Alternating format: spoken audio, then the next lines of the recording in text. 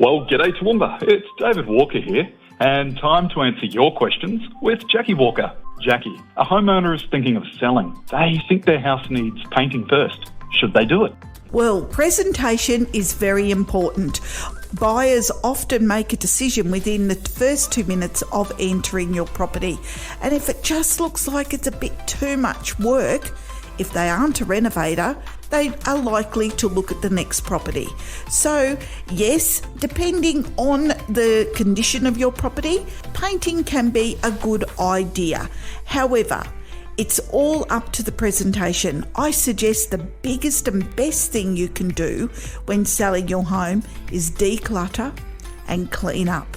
That's more important than anything else. If we can declutter, tidy up, have it looking wow, then people won't over notice the paint.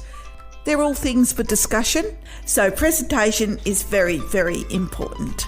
For more information, contact Jacqui Walker at Remax Success 0419 648 026.